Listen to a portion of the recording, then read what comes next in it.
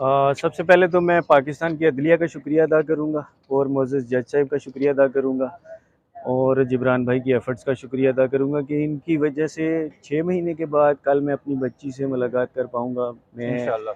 मेरी वाइफ़ और बच्ची की छोटी बहनें जो हैं वो 6 महीने के बाद बच्ची से मुलाकात करेंगे। जज़्बात में मुझे समझ नहीं आ रही मैं आप सबको क्या बोलूँ।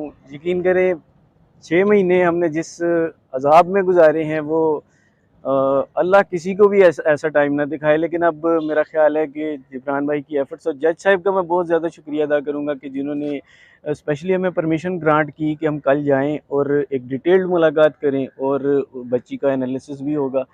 अ, उसके बाद जो एमएलओ का केस है ये 10 डेज़ या आफ्टर उसके बाद जो है डिसाइड होगा। तो आप समझ रहे हैं कि बच्ची को कन्विंस कर लेंगे उसके फ्यूचर के लिए कि उसका फ्यूचर आप ही बेहतर कर सकते हैं, बना सकते हैं? देखिए, कल मेरी बच्ची से 6 महीने के बाद पहली मुलाकात है, तो कल की मुलाकात तो सिर्फ़ हम बच्ची को गले मिलने के लिए जाएँगे, बच्ची से प्यार करेंगे क्योंकि जो 6 महीने से हम बच्ची से सेपरेट थे, वो मुलाकात होगी, तो कल हमारा फ़ोकस सिर्फ़ बच्ची से प्यार करने का है। अच्छा मेहदी भाई, मेरे से उन्होंने जस्ट एक क्वेश्चन पूछा था जिसका मैंने जिसका ये आंसर दिया था कि एमएलओ इसलिए होना चाहिए कि बच्ची के साथ अगर कोई जुर्म हुआ है तो वो सामने आ सके। अच्छा सर, क्या हम तो जिस दिन बच्ची चाइल्ड प्रोटेक्शन में गई थी, जिब्रान भाई जानते हैं, हमने उसी दिन उन्हें बोला था कि बच्ची के कपड़े, बच्ची को जो चीज़ें चाहिए हम वो प्रोवाइड करने के लिए तैयार हैं। जो बच्ची की रिक्वायरमेंट्स देखिए, दुनिया में जीने के लिए पढ़ाई एक बड़ी इम्पोर्टेंट चीज़ है। तो डेफ़िनेटली पढ़ाई के लिए भी हम तैयार हैं, हम तो पहले दिन से ही तैयार थे, लेकिन चाइल्ड प्रोटेक्शन के कुछ अपने ज़ाब्ते होते हैं और फिर इस केस में कुछ ऐसा ऑर्डर पास हुआ था कि वो हमारी मुलाकात ही नहीं हो सकी और हमारे से या किसी भी पार्टी से चीज़ें लेने के लिए वो एक इन्फ्लुएंस के अंदर चीज़ आ जाती थी, उस वजह से वो अ, अच्छा जिब्रान भाई, हमारे सवाल आपसे है कि एक बात आई थी अदालत के अंदर के जो इंटरनेट के ज़रिए जो है बच्चियों को यहाँ से वर्गलाया जाता है, इस पे आप क्या कहेंगे? दूसरा ये कि क्या बच्ची के लिए जो है वो आगे क्या दायरा-कार होगा? देखिए, वो एक्चुअली मुल्ज़िम एतराज़ कर रहे थे बहुत ज़्यादा, जितना मेरे ख़्याल में आज अगर देखिए इस केस में विक्टिम कौन है? एक तो बच्ची है, बच्ची के बाद मेहदी साहब हैं, उनकी वालिदा, उनकी बहनें हैं ना।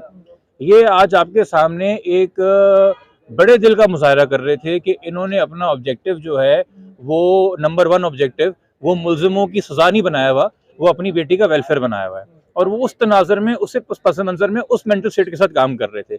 जबकि जो मुल्ज़िम के वकील थे उनका मुकम्मल फोकस 01 जो है वो बच्ची का वेलफेयर नहीं है, वो जो मुल्ज़िम है उसको किसी तरीके से जेल से बाहर रखना और उसके खिलाफ जो केस है वो कमज़ोर हो जाए, ये उनकी प्रायोरिटी है। तो उन्होंने अपनी तरफ से ये बात की मुल्ज़िमों के वकील ने कि जी ये इन्फ्लुएंस करेंगे, बाप कंप्लेनेंट है एफआईआर के अंदर, वो कहीं जाके बच्ची को राज़ी ना कर ले बाप का साथ देने पे।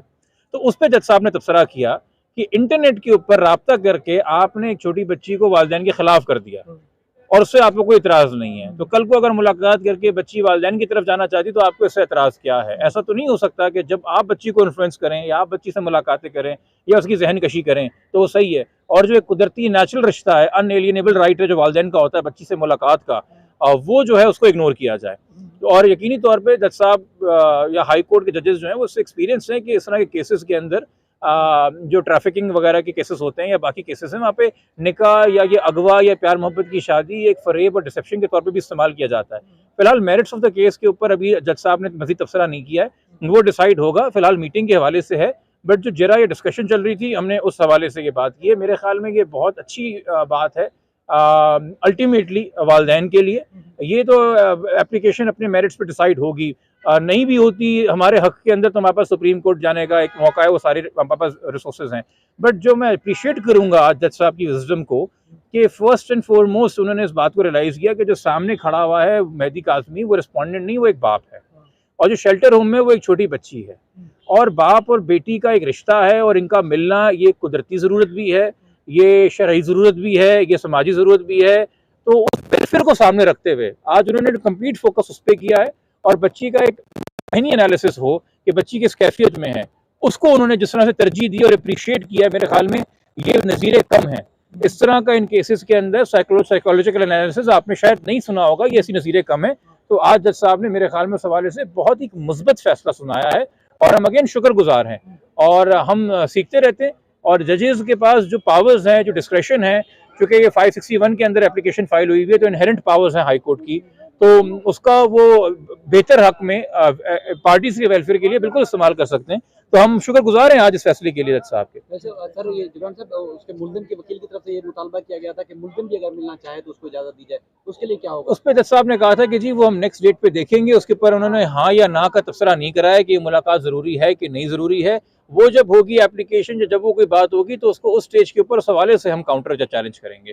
फिलहाल हम आज कम से कम जो हमें रिलीफ मिला है उसको तो हम शुक्र कर सकते हैं। दूसरी चीज़ जो अभी तक डिसाइड नहीं हुई है, ऑन ग्राउंड ऑन रिकॉर्ड नहीं आई है, वो will take it up when it comes and अच्छा हैपेंस। मेरी साहब ये बताएं कि यहाँ चंद मिनट की मुलाकात हुई थी आपसे, फिर आपने दावा किया था कि बच्ची आपके साथ जाने के लिए तैयार है।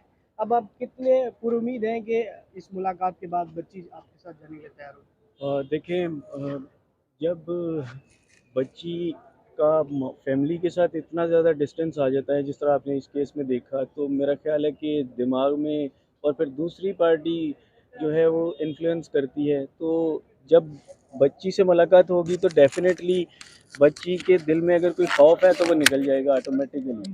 तो ये